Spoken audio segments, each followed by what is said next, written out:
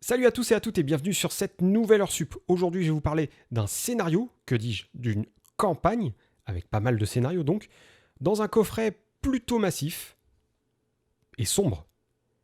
Et non, je ne parle pas de sombre, je parle bien des encagés, jeu de mots de rôliste.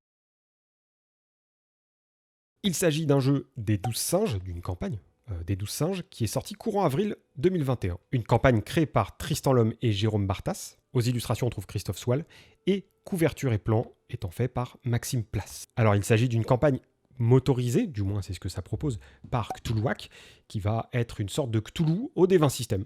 Avec les 6 habituelles caractéristiques de Donjons et Dragons, je te regarde Jean-Baptiste, il y a bien 6 caractéristiques et non 5, tu te calmes. Et la campagne en termes de scénario te fera jouer des gendarmes de la région bordelaise en 2013, tentant d'élucider de multiples meurtres commis avec une absolue sauvagerie. C'est actuellement dispo et distribué par Novalis et tu trouves ça au prix de 120 € en boutique spécialisée. Alors, 120 €, ça peut faire penser à quelque chose de cher et je te vois déjà bondir sur ta chaise, mais rassure-toi, en termes de matos, on est sur un truc pléthorique. Il y a un dossier par personnage, joueur, donc c'est des personnages pré-tirés qui sont obligatoires pour jouer la campagne, à minima les backgrounds si tu veux jouer sur un autre système.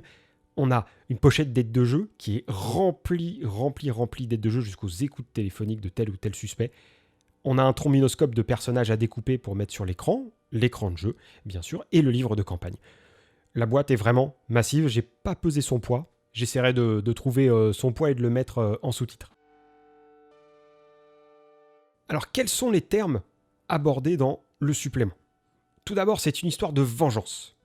Une vengeance absolue, froide et désespérée. Vengeance qui va occasionner beaucoup de violence, violence qui va être de plus en plus présente, sauvage et brutale au fur et à mesure du scénario. Ça va servir de métronome, de rythme et de compte à rebours aux différents événements, justement. Plus on avance, plus ça traîne et plus c'est sale. On a un gros rapport au passé. Il y a possibilité de faire beaucoup de scénarios hors série qui se passent dans les années 20, à la fin du 19e siècle, au début des années 90, qui vont apporter des éléments de jeu pour le scénario en cours.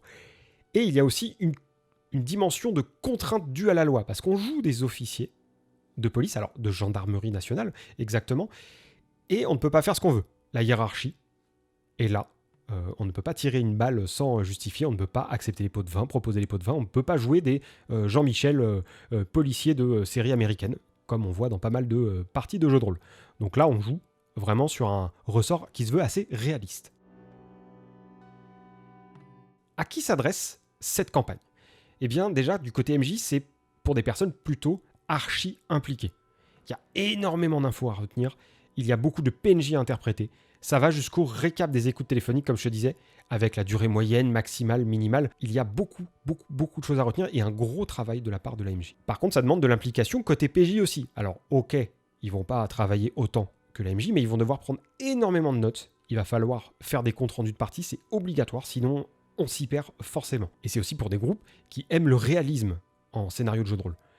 Il y a le cadre légal, la hiérarchie de la gendarmerie, une époque très proche de la nôtre, ça se passe en 2013, et avec un surnaturel qui pourrait très bien être mis de côté ou carrément être absent. Il ne serait qu'un masque à la Scooby-Doo, en fait. Donc, du coup, voilà, si t'aimes vraiment ce genre de thématique comme The Wire ou True Detective, eh ben, ça va plutôt te plaire.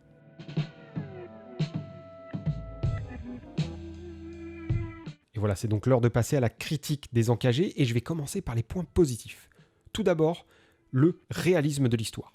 On a un cadre de jeu qui change, on a un surnaturel qui est très facile à enlever, comme je te le disais, ce qui peut donner un look réellement différent de tout ce qui se fait à base de poulpe dans pas mal de productions de jeux de rôle. Le groupe de PJ est vraiment très justement créé, on a des personnalités qui sont justes, qui sont plausibles, réalistes, et qu'on pourrait très bien rencontrer, alors que ce soit dans la gendarmerie ou ailleurs, et de même pour les PNJ. Tout n'est pas blanc ou noir, on est vraiment dans des nuances de gris, y compris pour les cultistes, hein. Il y en a quelques-uns qui se sont fait embarquer comme ça dedans. C'est vraiment très bien écrit. Il y a un détail sur les PJ et les PNJ qui est vraiment savoureux à lire. Le thème, moi, m'a bien plu. La vengeance, tous les dérapages et les partages en sucette que ça va occasionner. Le désespoir qu'il y a derrière tout ça aussi. Ouais, ça prend aux tripes et c'est très savoureux à découvrir également. On a la pléthore d'aides de jeu qui est d'une qualité assez incroyable. Je pense pas avoir vu un tel degré de précision et une telle qualité dans des aides de jeu auparavant. Voilà, globalement, Moi, je tenais d'un côté à saluer les 12 singes pour tout ça, parce que sortir ce bébé-là, c'était pas facile. Mais là, j'en viens au bémol. C'est l'heure de passer au point négatif. Est-ce que les encagés, c'est de la bonne cam? Oui, certainement. Mais est-ce que ces défauts n'alourdissent pas un peu trop son CV? Et moi, je pense que oui. Déjà, on a un problème sur la forme. Elle n'est pas assez bien organisée. Elle est trop brouillonne. On sait que très tard, ce que sont les encagés. En fait, ça aurait été bien de le mettre quelque part au début du livre. Alors, le livre commence par le système, ça c'est un choix comme un autre, il n'y a pas de problème, mais dès le début des explications de jeu, ça aurait été bien de savoir, d'avoir un récap de toutes les factions. Donc, je te renvoie vers la vidéo de Rollis TV, Mathieu qui avait fait une ouverture critique très très bien fichue et qui te donne pas mal de conseils. Je te conseille notamment de faire attention aux pages 52 à 56, de toujours les avoir devant toi et d'avoir l'agenda du meneur, parce que sinon tu vas complètement te perdre et prendre des notes. Parce que là, il va falloir faire des fiches de lecture comme à la fac. Je trouve au final que la campagne n'arrive pas à se mettre vraiment à notre portée. Ça aurait gagné d'avoir un truc plus serré, parce que faire une pléthore d'aides de jeu, de scénarios, même des hors-séries, et des pléthores de descriptions, c'est bien, mais avoir quelque chose de plus lisible, de mieux organisé, et qui n'est pas semblable à une lecture assez fragmentée et butée de Shadowrun V4, aurait été mieux. Je suis un peu sévère sur ce point-là, mais vraiment la lecture était assez pénible pour moi. Les aides de jeu, notamment dans le bouquin, auraient dû être expurgées du livre. Ça coupe absolument tout. C'est pour ça que malgré toutes ces qualités, l'ambiance, les scénarios et la qualité de l'histoire, en fait, et encore une fois, du désespoir et de la violence derrière cette histoire de vengeance, et ben c'est pour moi une déception.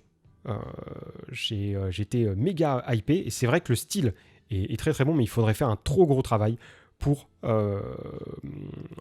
que ça soit malléable à mes tables de jeu. Je préfère encore ce qui se fait sur Rouge de la Ware du niveau de Cthulhuac, toujours chez l'éditeur, et ça, c'était super en termes d'inspi, de scénario, de cadre. C'était très très cool, et je pense que les histoires sur Cthulhuac devraient plutôt ressembler à ce format-là qu'à cette énorme boîte. Et voilà, c'est la fin de cette vidéo d'heures sup sur les encagés. J'espère que ça t'a plu. Si tu as la moindre question, la moindre demande, le moindre commentaire, n'hésite pas à le mettre sous la vidéo. J'y répondrai le plus rapidement possible. Et n'oublie pas qu'on est sur les réseaux sociaux, Facebook, Twitter, Instagram, mais aussi YouTube et Discord. Et d'ici une prochaine vidéo, un prochain podcast, un prochain live YouTube, il ne me reste plus qu'à te souhaiter une excellente journée, soirée ou nuit, selon l'heure à laquelle tu m'écoutes. Et je te dis à la prochaine.